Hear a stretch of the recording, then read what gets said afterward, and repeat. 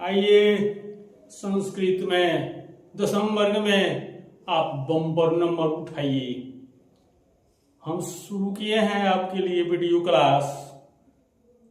2 पाठ दे चुके हैं, तीसरा पाठ आज आपको अलस कथा देने जा रहे हैं। आप इसमें से सब्जेक्टिव और ऑब्जेक्टिव दोनों बना सकते हैं।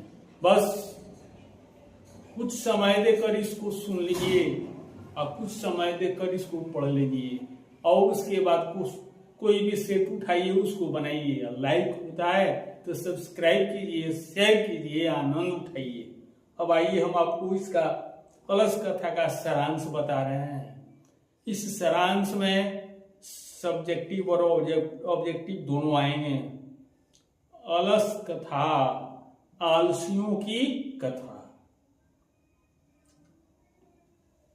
अलस कथा के रचनाकार विद्यापति है, यानी अलस कथा की लेखक विद्यापति है। विद्यापति ने एक पुरुष परीक्षा ग्रंथ लिखी है। उस पुरुष परीक्षा ग्रंथ से ही ये अलस कथा संकलित है। विद्यापति संस्कृत के अलावा मैथिली भाषा भी जानते थे और मिथिला आज के दरभंगा के क्षेत्र में रहते थे। वे बहुत सुंदर स्वर में कोयल की तरह गीत गाया करते थे, इसलिए उनको मैथिल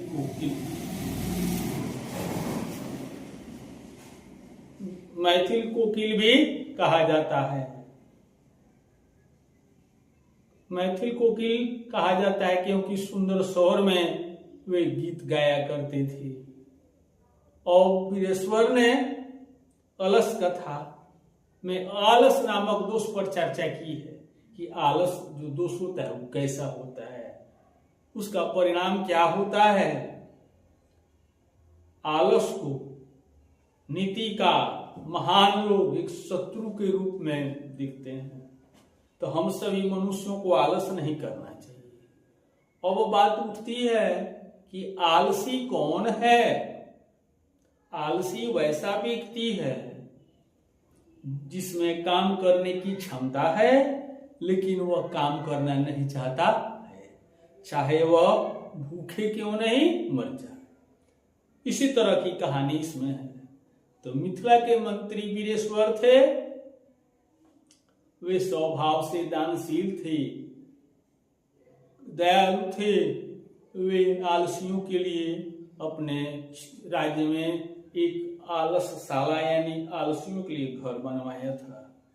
उसमें आलसी लोग रहते थे। जिस समय वीरेश्वर ने आलसशाला खोली थी उसमें 4 आलसी आए थे।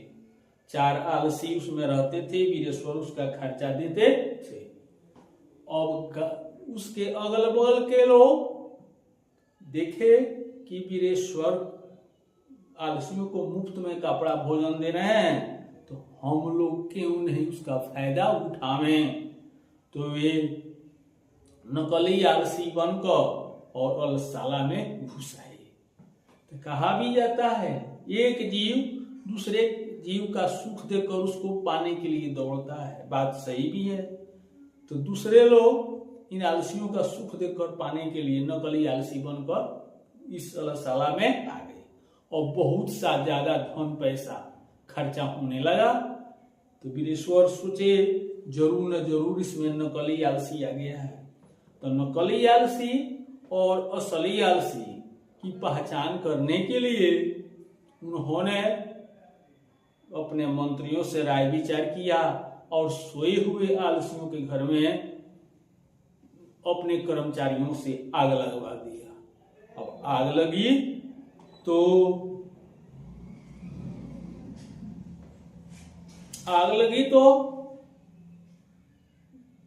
नकली आलसी थे, वे जलने के डर से भाग गए। अब बस बच गए 4 असली आलसी। यानी आग लगे हुए घर में केवल 4 लोग सोए रह गए और चारों कपड़ा से ढक लिए थे और आपस में बातचीत कर रहे थे। तो पहला आलसी कहता है अयम कथम कोलाहलम, कि यह कैसा हल्ला गुला हो रहा है। तो दूसरा कहता है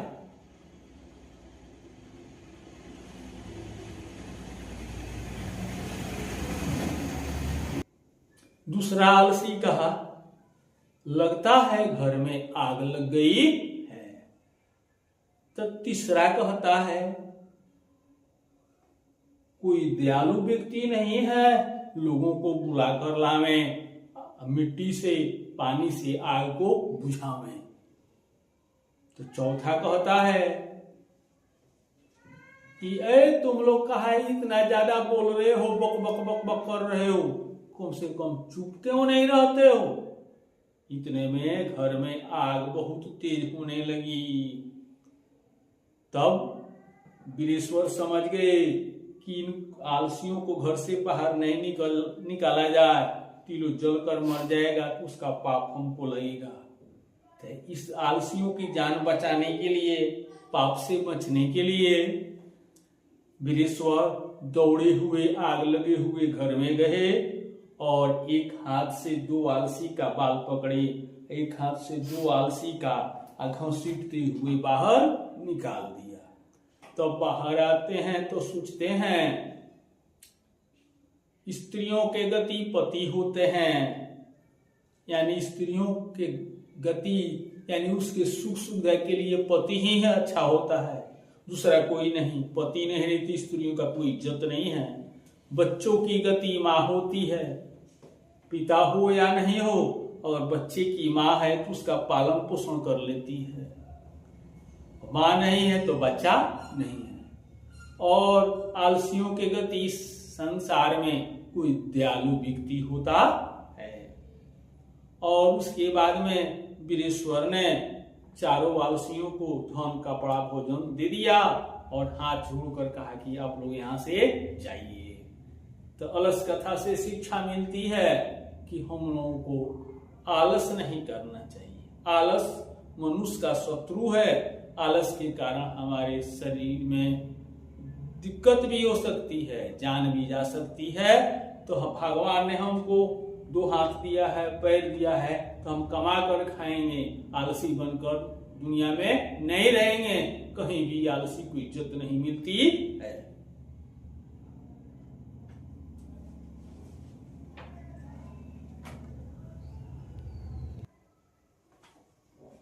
आपके सामने मैंने इस लेसन का ऑब्जेक्टिव लिखा है, आप इसको पढ़ लीजिए, याद कर लीजिए। आप कोई सेट बनाने बैठिए, इसमें से सारे प्रश्न मिलेंगे, किसी भी साल से लड़ जाएंगे।